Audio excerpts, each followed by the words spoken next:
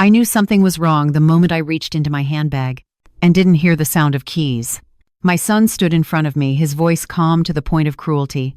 "From now on, Mom, you don't need to keep the house keys anymore." No explanation. No argument.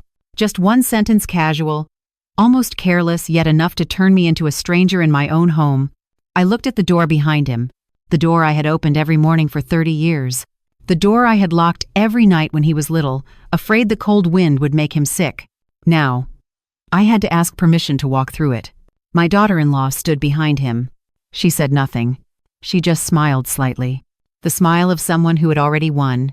But keep watching until the end of this video, because what they didn't know was that they only took away a set of keys. The power to open the real door was never something they controlled. But that sentence didn't end with the moment my son took the keys. It was only the beginning. After that day, everything in the house changed in ways that were hard to name. No one said outright that I no longer had a say, but every small detail quietly shut me out, bit by bit. The next morning, I woke up early, as usual. When I went down to the kitchen, I saw that the lock on the drawer where I kept my documents had been changed. No warning. No permission. On the dining table, my daughter-in-law had already placed a note. "Mom, don't worry about these things anymore. We'll take care of it." The handwriting was neat, polite, but reading it, I felt a chill run down my spine. I began to realize the key didn't just disappear from my handbag. It disappeared from everything I once controlled. I wanted to go out to buy some medicine. Daniel asked where I was going. I said I was taking a walk for my health. He looked at the clock and said, "Mom, try not to be gone too long." For the first time in my life, I felt like I had to report my own movements. That afternoon, I tried to open the small storage room at the back of the house, the place where I kept old photo albums and some papers my husband had left behind. The door wouldn't open. A brand new lock gleamed in the light. I stood there for a long time, my hand resting on the doorknob, but I didn't have the courage to call my son and ask. Not because I was afraid of him, but because I was afraid of the answer. Dinner that night passed in silence. Daniel talked about work. My daughter-in-law talked about the neighbors. No one looked at me when they spoke. No one asked what I thought. I sat there like an old object kept around simply because it wasn't convenient to throw it away yet. That night, lying in bed, I heard the front door lock click downstairs. Click. A small sound, but in my head, it echoed like a declaration. That door no longer belonged to me.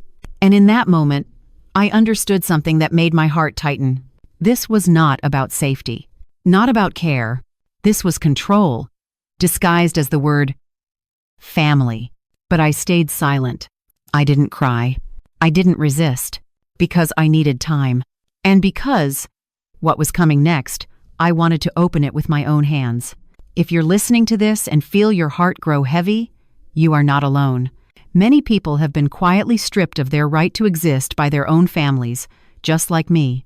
Leave a comment and tell me, what city or country are you listening from? And don't leave yet, because in the next part, I'll tell you about a small but dangerous moment when I realized they weren't just taking my keys. They were preparing to take much more. Subscribe to Voices of Auntie and turn on notifications, so you don't miss the next part of this story, where silence is no longer weakness. I realized I had been pushed to the margins because of something very small. That morning, I was standing in the kitchen, holding a cup of steaming tea, when I heard Daniel talking on the phone outside on the porch. His voice was low, cautious, the kind of voice people use when they don't want anyone else to hear. I wasn't trying to eavesdrop, but some words find their own way to you. Yes, the paperwork is basically arranged. She doesn't suspect anything. We just need more time. End quote. I stood frozen. The cup trembled slightly in my hand. Her didn't need guessing. The cold that spread through my chest wasn't fear. It was confirmation.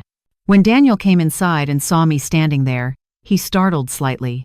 His smile appeared slower than usual. "Mom, you're up early," he said, as if nothing had changed. I nodded and set the cup down. "I didn't sleep well," I replied. That was true, but not because of my age. The morning passed with small changes most outsiders wouldn't notice. My daily routine was suggested again: when to eat, when to take medicine, when to rest. My daughter-in-law, Rachel, spoke gently, reasonably so reasonable it was hard to argue. She brought out a printed sheet titled Daily Schedule for Mom. As I looked at the neatly typed lines, I understood something clearly. When your right to decide becomes a recommendation, it is no longer yours. That afternoon, I decided to do the simplest thing: walk to the park at the end of the street. I put on my coat and shoes. Rachel looked at the clock and said, "Mom, maybe just 20 minutes. It's windy today." I stopped at the door. "I'll stay out a little longer," I said. She smiled, the familiar smile, but her eyes were different. "Then I'll call Daniel," she said. She was calling to ask permission. I went back to my room, closed the door, and sat on the bed. For the first time in many years, I felt watched inside my own private space. I opened the drawer where I kept my husband's wooden box. Empty. The box was gone. I didn't scream. I didn't cry. I just sat there for a long time, connecting everything. The missing keys, the changed locks, the daily schedule, the phone call on the porch, the vanished box. The picture completed itself, and in that picture, I wasn't the main character. I was the subject. That evening, dinner felt like a short meeting. Daniel talked about a more convenient future for me. Rachel added beautiful words: safety, comfort, less pressure. I listened and nodded. They mistook my silence for agreement. I let them. Because in some battles, the winner is the one who chooses the timing. That night, I didn't sleep. I took out an old notebook and wrote down everything that had happened, every sentence, every time, every date. I wasn't writing to complain.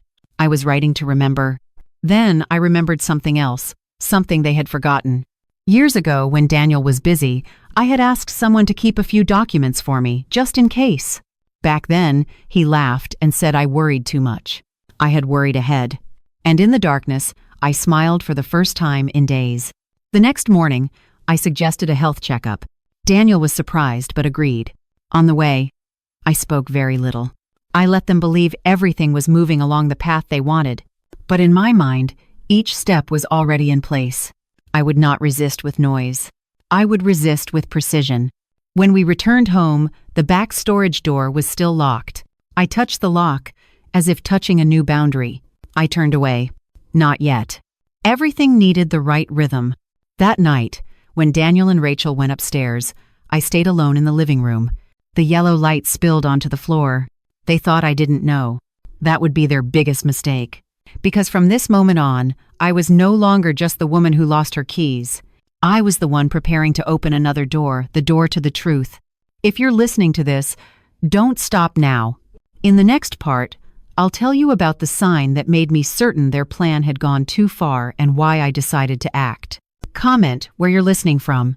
Subscribe to Voices of Auntie Tay so you don't miss the moment everything begins to turn. I didn't intend to listen in, but some words come looking for you.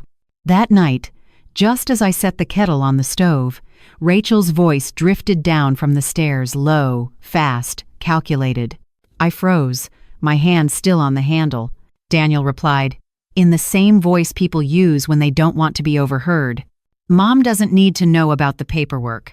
As long as she doesn't have the keys, it's fine. There was no mom, no son, only she, and a cousin by in place. My heart sank, not from pain, but from clarity. Rachel continued, mentioning a lawyer. She didn't say a name, just already asked, already prepared. Then came the phrase that chilled me. Decision-making rights. As if it were another kind of key, not metal, but ink. I lifted the kettle and set it down quietly. Every movement slowed. I stepped back, careful not to make the floor creak. In my room, I sat on the bed. The pieces lined up perfectly in my mind. The missing keys, the changed locks, the daily schedule, the missing wooden box, and now documents. Not temporary, not for safety, but for control. The next morning, Rachel brought me a glass of water and my pills. Don't forget to take them on time, she said gently. I nodded and held the glass. When she walked away, I stared at the pills not because I doubted them, but because I realized who was holding the clock. When someone else measures your time, you've crossed another boundary. I casually asked about my husband's old documents. Rachel answered faster than Daniel, too fast. We're keeping them for you, Mom, don't worry. Her voice was smooth, flawless. At noon, I went into the garden. Sunlight fell on the pots I had once planted. I let my hands get dirty, just to feel that I was still here. Even there, I felt eyes from the window, not obvious, just enough to remind me someone was counting my steps. That afternoon, Daniel asked if I was tired, if I wanted to rest more. The question sounded caring, but behind it was an assumption that I was no longer fully aware. And when that assumption is repeated often enough, it becomes truth on paper. That night, I pretended to sleep early. I heard whispers in the hallway. Just leave it like this a few more days, Rachel said. As long as Mom doesn't have the keys, Daniel replied. They thought the keys were the center. They didn't understand the keys were just a signal. What they wanted was the right to tell the story. Who decides, who remembers, who signs. I took out my notebook and wrote down every word I heard: date, time, tone, not to accuse. To protect the truth. Then I paused, thinking of a name someone I had trusted years ago when I still had time to prepare. The next day, Rachel said she would arrange for me to meet someone for consultation. Consultation for what? Just a talk, she said. I nodded. I understood now. This was no longer family conflict. This was a legal line. And when someone says, you don't need to know about paperwork, that's exactly when you need to know. That night, I stood by my bedroom door and heard the familiar click of the lock downstairs.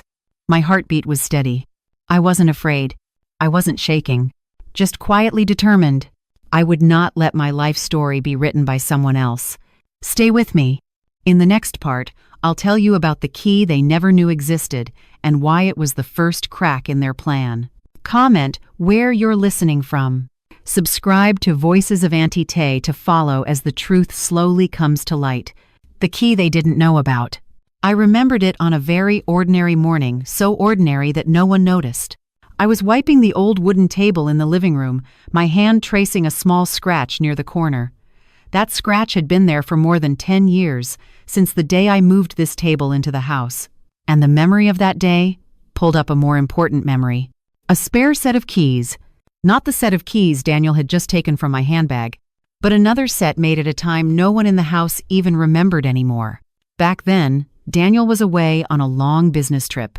I was home alone, and for one simple reason, I was afraid of slipping in the bathroom. I asked Mr. Henry, the neighbor across the street, to hold a spare key for me.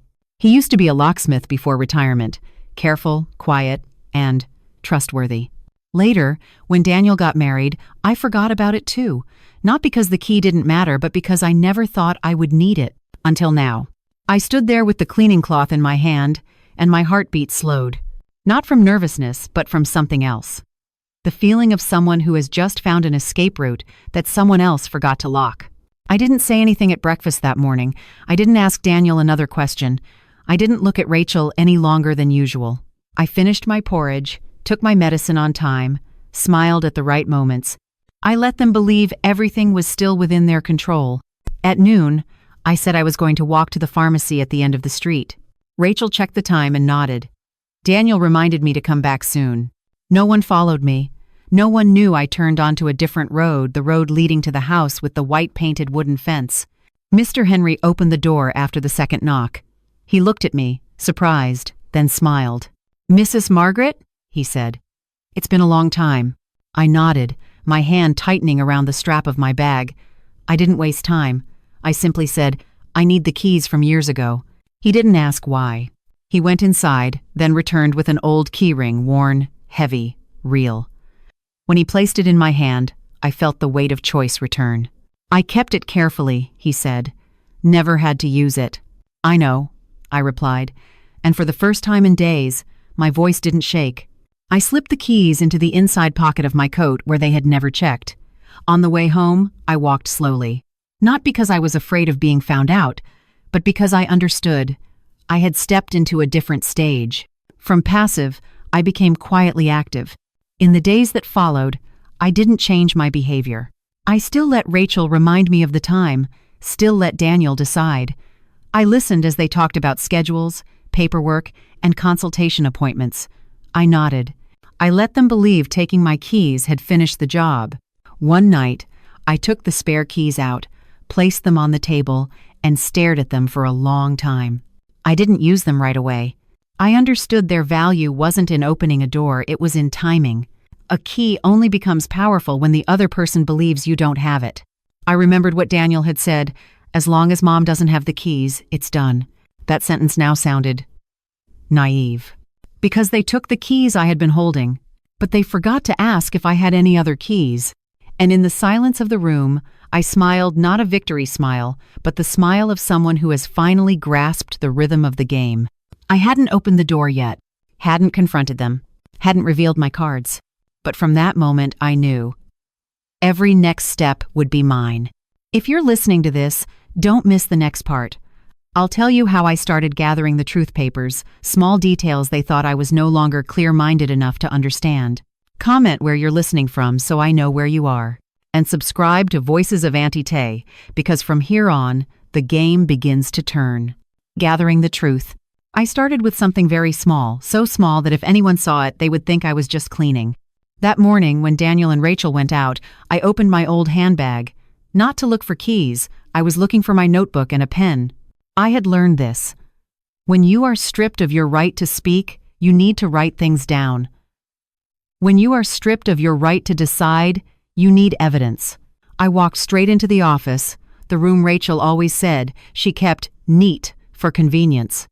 I opened the filing cabinet. Some folders had been disturbed, arranged into a new order. I didn't tear through everything. I only photographed it, each page, each corner, each stamp. I used my phone and turned off the shutter sound. I learned to work slowly, leaving no trace. In the stack of papers, I found the house file, copies of the purchase contract from years ago. My name was there, clear, sharp. I checked the dates and signatures. Nothing had changed. The house was still in my name. My heart didn't race. It beat evenly, the rhythm of certainty. Then I saw it. A power of attorney. Newly printed paper. Thick paper. A familiar signature that felt strange. My name was written correctly, but the handwriting wasn't mine. I turned the page. Long legal language, full of terms. But one detail made me stop. There was no valid witness. The stamp was faint. The signing date didn't match the date I was in the hospital, the day they thought I couldn't remember clearly. I photographed everything. I didn't delete anything. I didn't edit anything. I kept it exactly as it was, because the truth needs to remain intact. At noon, I locked the office door again like before. I put everything back the way they had arranged it. I didn't reveal any change. I went to cook. I asked Daniel if he wanted more soup. I listened to Rachel talk about the street. I played the role they thought I was. In the afternoon, I called my lawyer, the one who had helped me write my will years ago. I didn't talk much. I only asked, if a power of attorney has no witness and the signature doesn't match, is it valid? He paused for a beat. Then he said clearly, no. I sent the photos. He examined them carefully. Then that sentence came, like a door opening. They have no right to do this. No anger, no pity. Just confirmation enough to reset the order of my world. That evening, Daniel talked about an upcoming consultation appointment. Rachel mentioned the best decision. I nodded. I asked about the time. I let them think everything was smooth. In my mind, each time marker was already noted. Each document already had a copy. Each sentence already had a date and hour. At night, I opened the spare keys again, not to use them, only to remember. I placed them next to my notebook. Two small objects, but heavy. One opens a door, one opens the truth. The next day, I checked more bank documents. There was no illegal withdrawal, but there was a change to the contact person. Rachel's name appeared under priority. I photographed it. I didn't ask. I let the chain of evidence connect itself. I learned something in those days. The truth doesn't arrive with noise. It arrives with patience. And when you have enough truth, you don't need to shout, you only need to place it on the table. On the third afternoon, the lawyer called back. He told me to keep everything as it was. No confrontation. Don't sign anything else. He told me one sentence, which I wrote in bold in my notebook. Don't let them know you already know. I smiled. That was exactly what I was doing. That night, I heard Rachel say to Daniel, "It's almost done." Daniel nodded. I took a sip of tea. No, it wasn't almost done. It was almost exposed. I sat alone in the living room, yellow light spilling onto the floor. I thought about age, about how people judge the clarity of older women. I thought about how they confuse silence with helplessness. And I knew, when the time came, I wouldn't need to argue. I would only need to open the right door, the door of truth. If you're listening to this, comment where you're watching your city or country. Subscribe to Voices of Auntie to follow the next part, where I will open the door they believe I can't, and everything begins to turn. The door opens. I heard the sound of the car very early. Not because I was waiting for them, but because in silence, you start to hear everything. The tires softly crunching on the driveway, the engine turning off, then a short pause before the car door opened. I sat still in the living room, both hands on my lap, back straight. The lights were off. Afternoon light cut across the window, dividing the room into clear patches of light and shadow. They thought I was sleeping. The front door was already open. It didn't creak. It didn't slam. It stood open, like the house was still breathing, in its old rhythm. Daniel walked in first. Rachel followed. I heard her footsteps slow, one tiny hesitation, but enough to say everything. Daniel stopped in the entryway. His throat moved as he swallowed. He looked at the lock, then at the slightly open door. "Why? Is the door open?" Daniel asked. Not really directed at anyone. I spoke from the living room, my voice steady, neither loud nor soft. "Are you looking for your keys?" They both turned. I sat there in the old armchair where I used to sit and wait for Daniel to come home from school every afternoon. The light touched my face just enough for them to see. I wasn't shaking. I wasn't confused. I had been here. I came in with another key. In that moment, everything froze. Rachel reacted first. She stepped forward, then stopped. Her eyes widened. Daniel stood still like someone had pulled an emergency brake inside his chest. No one spoke. No one smiled. No one got angry. Only a truth had just been set down on the floor, heavy and cold. "Mom?" "How?" Daniel started. I lifted my hand, not high, just enough to cut him off. "No need to explain," I said. "I just want to sit." Rachel glanced around the living room, as if checking whether something else was wrong. She looked at the lock. Looked at the back door. Looked at me. I saw calculation flash through her eyes, fast, sharp, but too late. "You shouldn't be alone," Rachel said, her voice returning to its familiar softness. "We're just worried." "I know," I cut in. "I've heard enough." Daniel swallowed. He stepped into the living room, stopping a few steps away at the distance of someone who hadn't decided where to stand. I looked at my son carefully. For the first time in weeks, I wasn't looking for permission in his face. "You said," Daniel spoke slowly, "as long as you didn't have the keys." "It's done," I finished. "I remember." Rachel turned to Daniel, a flash of blame in her eyes that appeared and disappeared. I stood up, not rushed. I placed my hand on the back of the chair so they could see I was steady. "You forgot to ask one thing," I said. "You forgot to ask me whether I had another key." Silence stretched. I took one step toward the door, not to leave, but to stand at the boundary. I placed the spare key ring on the table. The metal touched the wood softly, but in the room, it sounded like a period at the end of an old sentence.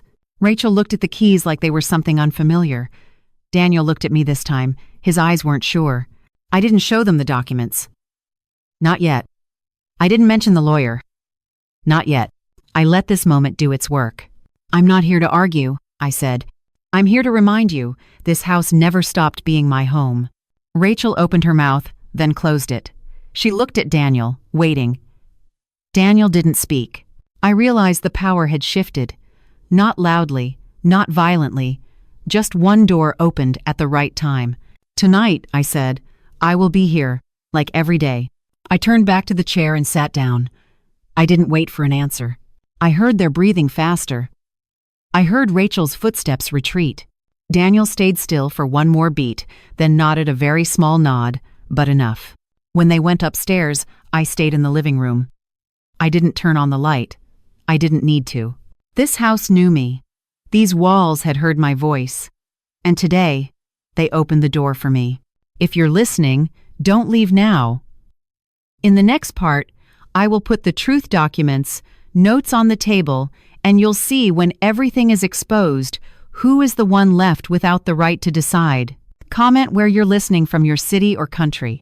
Subscribe to Voices of Auntie Tay so you don't miss the moment everything fully turns. The truth exposed. I didn't wait until morning. The truth doesn't need sunlight to show itself. It only needs the right timing. When Daniel and Rachel came down the stairs, I was already sitting at the dining table. No breakfast, no coffee, just a stack of papers placed neatly in front of me, edges aligned, as if I had spent the whole night organizing them. Daniel stopped. Rachel froze on the last step. They looked at the papers before they looked at me. "I want to talk," I said. Not a question. I pushed the stack toward them. Not fast, not slow. The first page was the property ownership certificate. My name was there, clear, undeniable. Daniel bent down. I saw his shoulders drop slightly. Rachel turned to the next page, the power of attorney. She frowned, flipping it back and forth, as if trying to find an escape route inside the words. "This document," she began, "is invalid," I said. "No witness. The signing date doesn't match. The signature isn't mine. Asked. End." I placed a recording on the table, a small black USB drive. I didn't press play. I didn't need to. Its existence alone was enough to make Rachel breathe faster. Daniel looked at her. That look, for the first time, was no longer an ally's look. "You shouldn't record," Rachel said, her voice tight. "I didn't record you," I replied. "I recorded the truth." Then I placed printed emails on the table, a chain of messages with the lawyer. Timestamps, subjects, content. The phrases that had once been whispered now sat still on paper. Decision-making rights? Power of attorney? No need to let her know.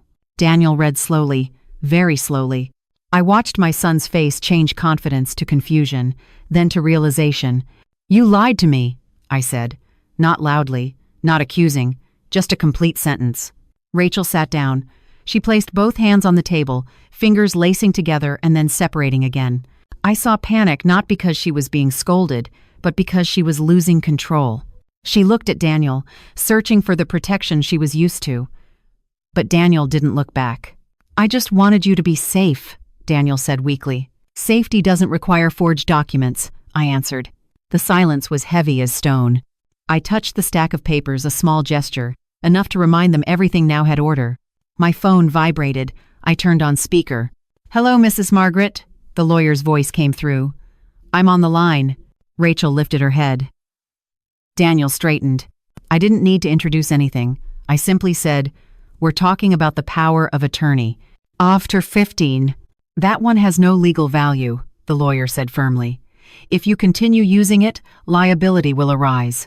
Rachel sprang up. "No, we only—" "Please don't speak," the lawyer cut in, polite but hard. "Any further communication should go through me." Daniel lowered his head. For the first time, I saw my son with nowhere to stand between two sides. I saw in his eyes not fear of me, but fear of what he had become. "Mom," Daniel whispered. I looked at him. I remembered sleepless nights, cold meals, standing outside the school gate. I remembered enough not to seek revenge, but also enough not to overlook it. "I will not sign anything else," I said. "From now on, everything goes through the lawyer." Rachel stepped back. Her panic shifted into hurried calculation, but the board had already changed hands. I gathered the papers back, stacked them neatly. I didn't shake. I didn't rush. I had waited long enough to take one decisive step. When the call ended, the kitchen sank into silence. Daniel sat down. His shoulders sagged. Rachel stood there, unable to tell which side to stand on. I stood up and looked at them both. "The truth is here," I said. "Now it's time for you to choose." I left the kitchen, letting them stay with their choice. In the living room, I sat in the chair and watched the morning light pour through the window. I didn't feel victory. I felt the end of a lie. "Do you think I should forgive?"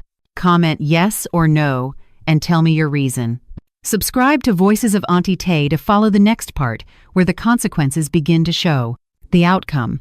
I got the keys back on a very quiet morning. No arguments, no accusations. Just Daniel standing in front of me, both hands open, the key ring resting in his palm like something that had gone missing and finally found its way home. I looked at it for a long time, not because of the metal, but because of what it meant.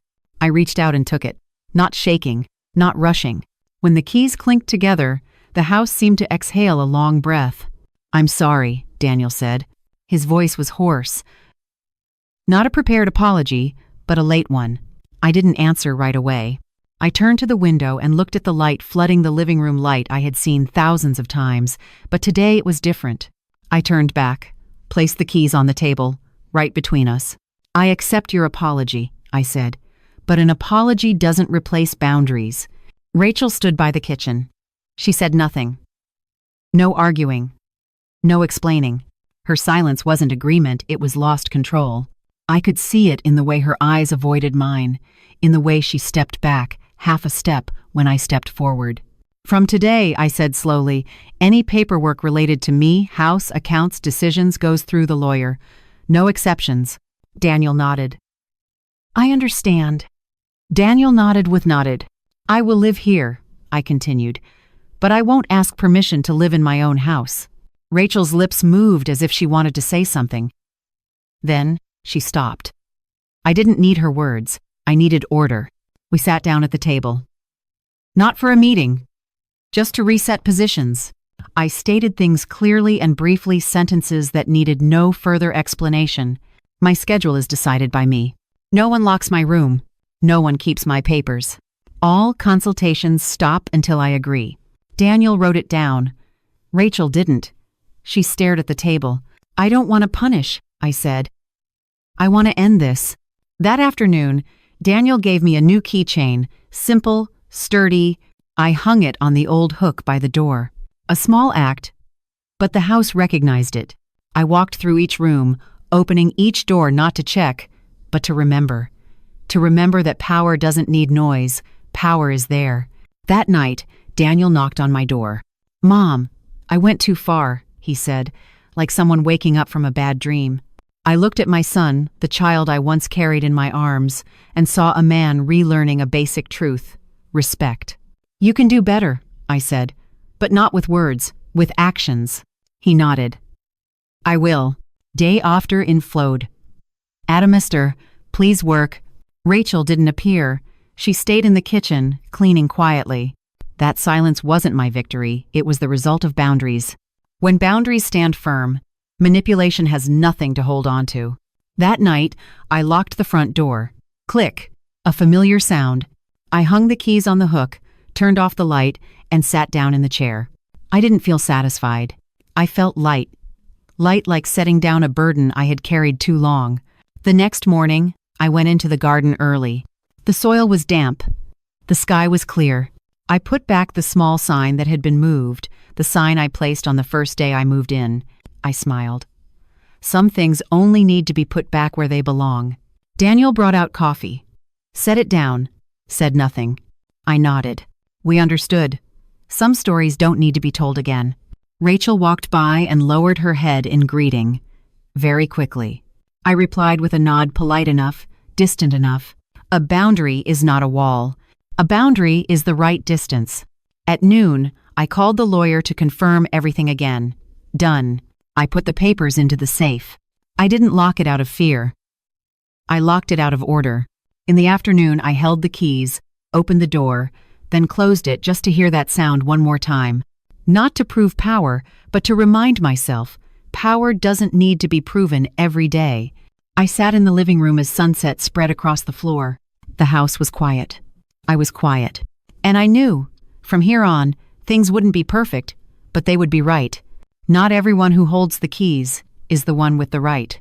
If this story touched you, stay until the very end where I talk about what remains after the victory. Comment where you're listening from, your city or country. Subscribe to Voices of Auntie Tay so you don't miss the ending. I want you to hear this clearly before the story closes. I didn't win by being loud. I didn't win by being stronger than them. I won because I didn't let someone else decide who I am. When everything settled, the house became quiet again.